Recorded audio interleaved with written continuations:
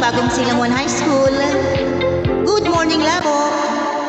Hello po sa ating mga masisipag na parents na ngayon ay super busy sa paggabay sa kanilang mga anak. It's Friday, September 24, 2021. Time check, it's 10 in the morning. A friendly reminder to boost your immune system.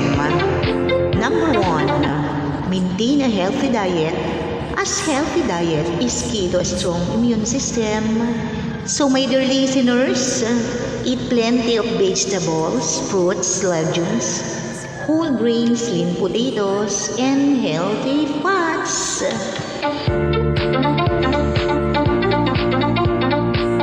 Number 2, exercise regularly because exercise improves immune functions by boosting your overall circulations.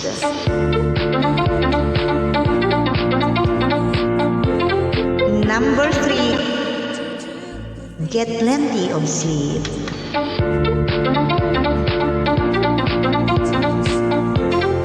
Number 4, minimize stress. Number 5, one last word on supplements, meaning to say, you can take vitamin C to boost your immune system. Your teacher, Ma'am Silvio Timba Lopez, saying, good morning again.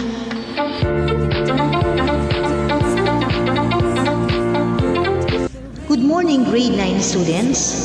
I know that you are done with quarter 1, module 1, lesson 1 about modeling modals. And at the same time, I know that you are already finished answering your other module entitled It's a Must for module 1, lesson 2, right?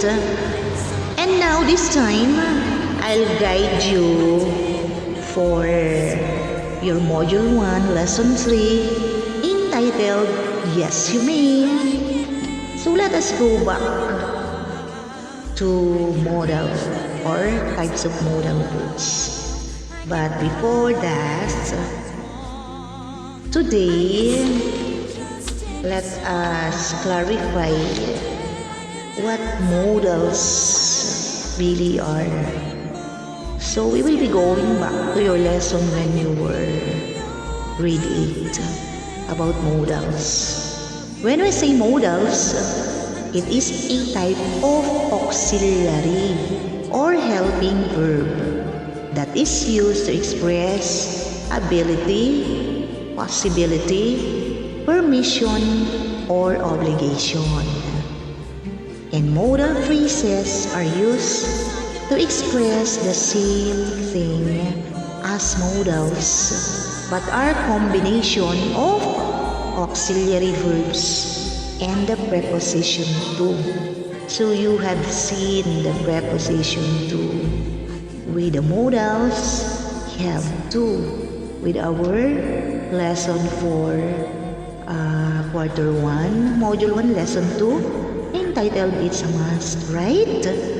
So I'll repeat, when we say modals, it's a type of auxiliary or what we call helping verb that is used to express ability, possibility, permission, or obligation. And modal phrases are used to express the same thing as modals but are combination of auxiliary verbs and the preposition to. Is it clear? So, we have types of modals or modal verbs. Take note of this. The modal can, present tense, could for past tense, may, might, will for present tense becomes would for past tense. Shall, present tense, should, past tense, must and ought to. Again, I'll repeat the types of modal verbs. Can present tense become could for past tense? May present tense become might for past tense? Will present tense becomes would for past tense? Shall present tense should for past tense? Must present tense and ought to? So, let us talk about have as an auxiliary verb because you have noticed for our lesson in Module 1, in Quarter 1, Module 1, Lesson 2, about the use of have to. So as I told you that have is an auxiliary verb, one of the auxiliary verb. So when we talk about have as an auxiliary verb, bear in your mind that have is one of the three auxiliary verbs in English. The remaining two are the verb be and do. The third one is have. So, the three auxiliary verbs in English are the following. Be, the verb be, do, and have. You can jot down those three types of auxiliary verb. So we have used have before ed form. So we will use have plus the verb with ed. Example, have wanted, have cured, have received, right? So, why we use have before the verb, before the ed form of the verb? To make the present and perfect. So, to make the present perfect, rather, in past perfect. We use have not to make questions and negatives of perfect verb form. Take note of that. So class, get your module for Quarter 1, Module 1, Lesson 3 entitled Yes You May. I'll just guide you. Okay, for page 1, page 2, written the introduction. The lesson prepared for you in this module will highlight universal human values that remain the same throughout the years. This will guide you in your journey through life and will help you realize that no matter how different you might become in the future, your values the same should remain intact. The way you think, speak, and interact with others. So you have there the objectives. Your competency, express permission, obligation, and prohibition using modals. Letter A, identify modals of permission in the sentence. Letter B, write a paragraph on the importance of using modals of permission. And letter C, use modals of permission in expressing meaningful utterances.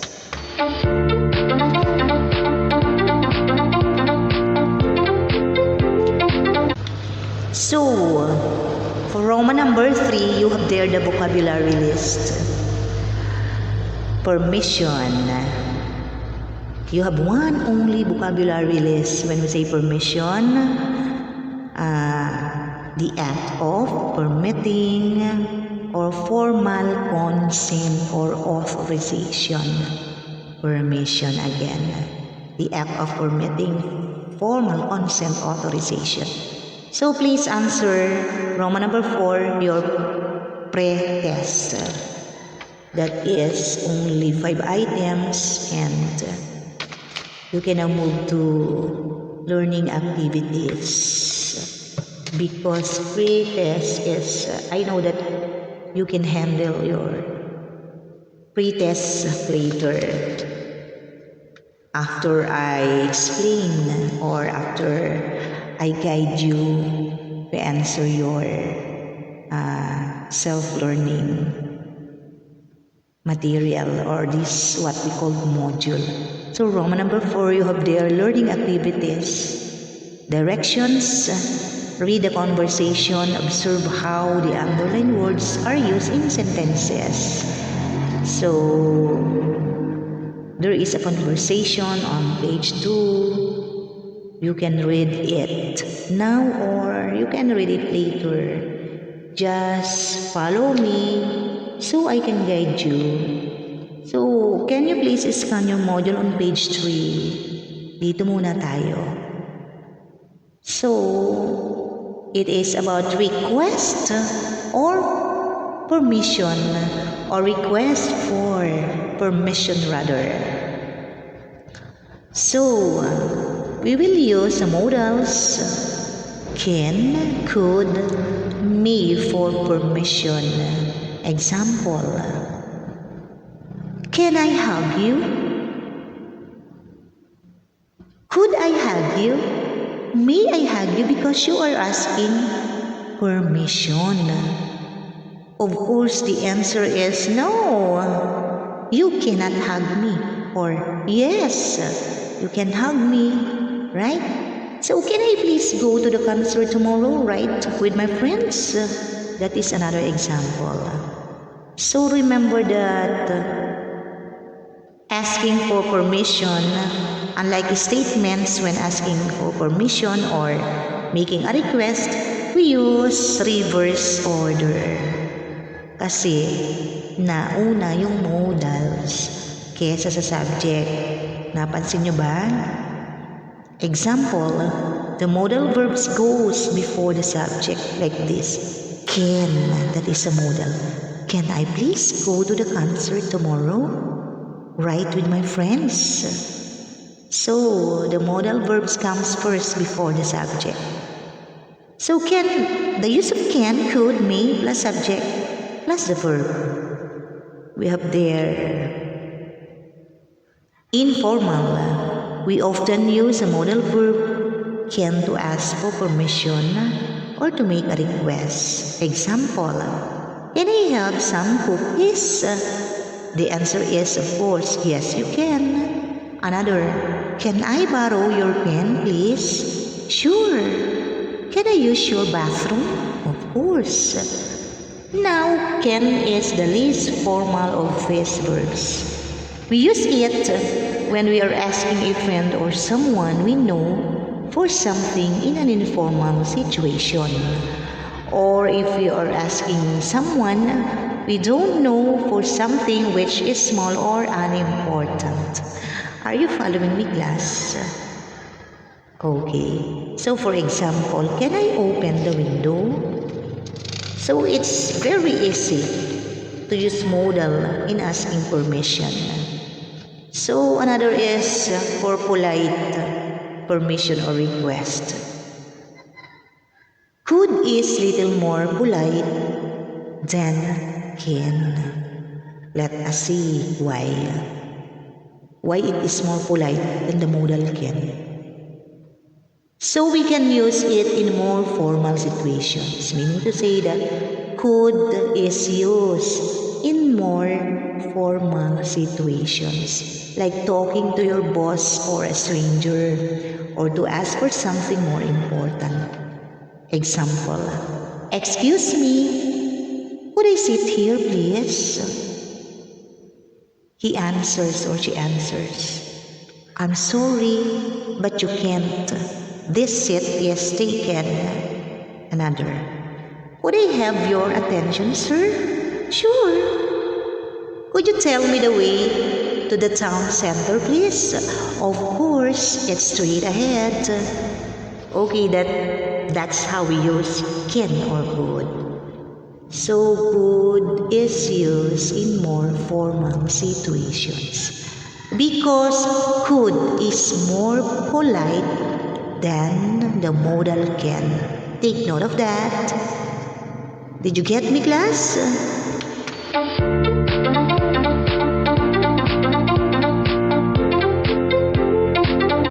Okay, it's page 4 again. Let us talk about the use of may in asking permission. May is similar to could, but it is even more polite and also a little old-fashioned, so it is not used as often. So may is even more polite than could. Remember? And a little old-fashioned. Example, may I make an appointment for Tuesday? Yes, you may. May I begin? Of course. May I have a glass of water? Sure. Here you are.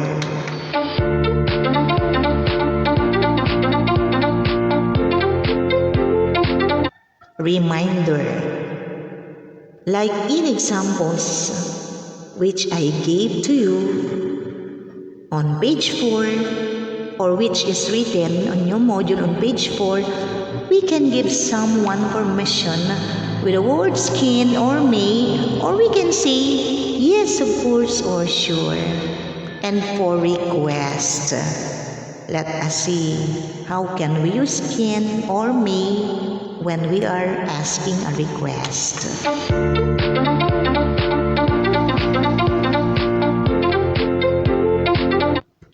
We can use the verbs can and could to ask for something. Like with asking permission, the verb can is used to more informal situations, while could and may are suitable for polite requests. Take note of that. I'll repeat. Like with asking permission, the verb can is used in more informal situations, while could and may are suitable for polite request. Example, can you help me lift this box? Another one, could I please use your bathroom? Another, may I use your phone? So, did you understand the use of can and may in asking permission? Take note, please remember that may and could is more polite than can. Understand? Take note of that. So we have to consider the use of modals of permission if we are talking with formal persons, with our boss. We can use a modal could or may. But for informal situations, when we talk with somebody or someone who are very close to us, we can use the modal can when we are asking permission, right?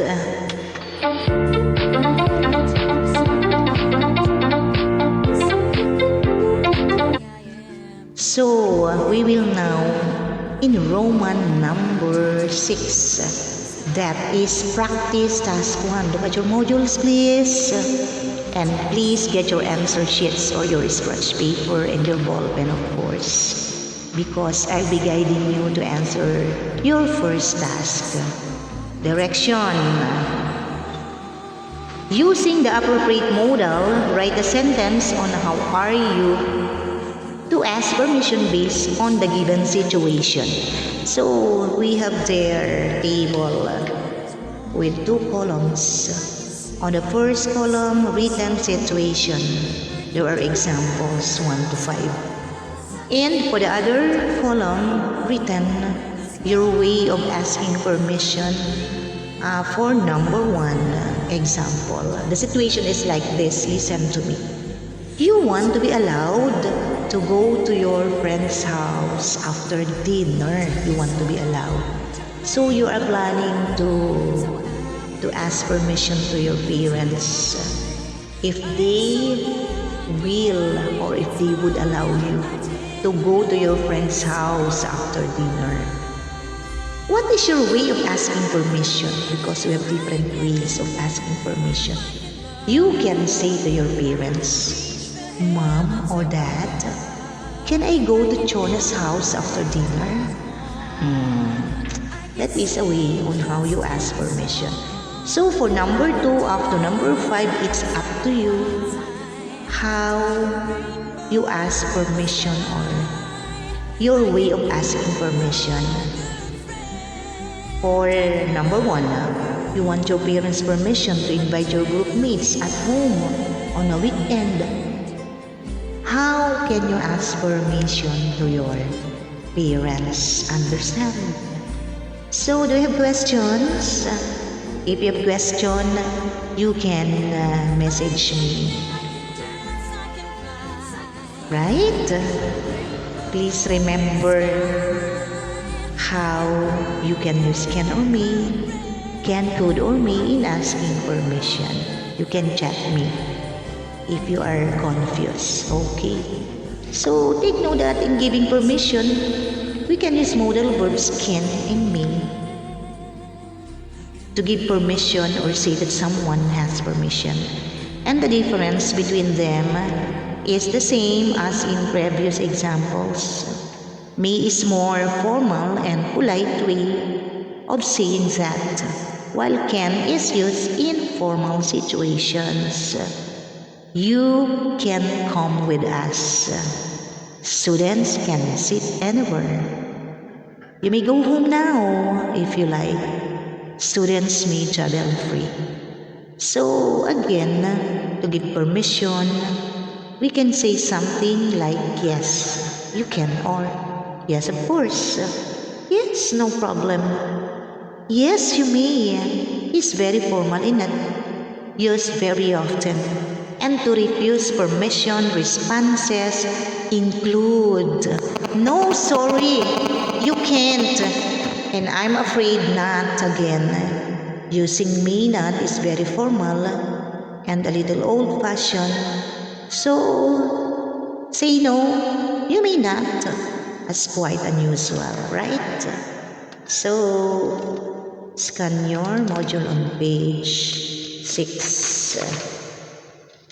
You have there, practice task 2. This time, let us see how you handle your way of giving others your permission at home and even outside directions. Using the appropriate modal, write a sentence on how you are going to give permission based on a given situation. You have again table there. The first column written situation, the other column written your way of asking permission. It is like your task 1.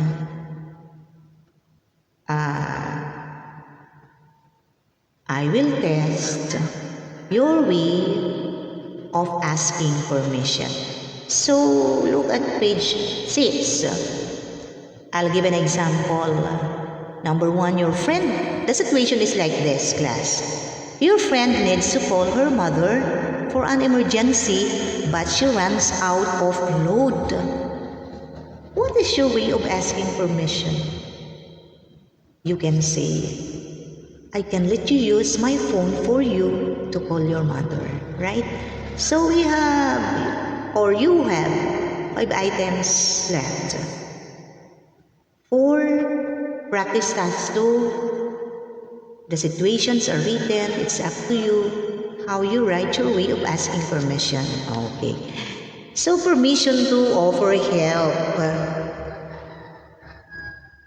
Example, you really wanted to offer help to someone or to somebody. Can and may can also be used to offer help. May, the modal may is used in more formal situation. Take note. Example, when we are using can to offer help, you may say, can I help you carry those bags? Yes, please. Another, did I get you a drink? The answer, no, thank you. How use may? Example, may I take your coat? Of course. So, take note of that. Permission to offer help. You can use the modals can and may. So, you can now answer your practice task 3. Get your scratch paper and later write your answer on your answer sheet. So, for your directions, Using the appropriate modal, write a sentence on how you are going to ask permission to offer help based on the given situation. So you have again table. For table 1, situations are written. For table 2, your way of asking permission. I'll give an example. For the situation, your mother is too busy preparing dinner. She probably needs help. Your way of asking permission, because you really wanted to help her, you can say, "Can I help you prepare dinner, Mom?" Right? So it's up to you to answer the remaining 5 items. So for Roman number 7 on page 7, we are now on page number 7. For Roman number 7, it's your post-test, the end of your module. Now, let us see how you politely construct sentences for good intentions. Because we are here or you are there to write sentences for good intentions. Directions. Write a sentence asking permissions and giving permission based on the given situations. Use the pronouns I and you in your sentences. Be reminded of your and punctuation. So you have their situations. Example, switch off the lights. So you have 1 to 10 items. Number 1, open the window. 2, take my dog for a walk. Number 3, use your bathroom. Number 4, lend me some money. Number 5, borrow this book. Number 6, pass the salt. Number 7, use your telephone. Number 8, show me the way to the nearest bank. Number 9, turn the volume down. Number 10, make a cup of coffee. So that is the situation. Now, how can you ask for permission? For column 1 and for column 2, how can you give permission? That is on page A. Example, if you want to ask permission, you may say, "Can I switch off the lights?" Right?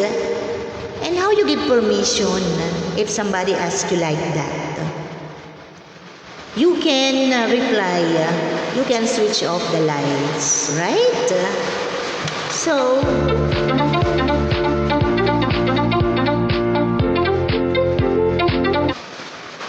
I'll be giving you an assignments. On page 8, directions. In one paragraph with 5 sentences, answer the questions below. Why do you think it is important to ask permission from and give permission to others? Are these modals of permission significant? Why? So, please submit it to me with the modules and your answer sheet. Understand? So, do you have questions? If you have questions, please message me directly. Okay. Goodbye, class. Goodbye, class. Are you there? Okay. Your teacher, Ma'am Tess, saying, do not give up. We can do it with flying colors. Goodbye.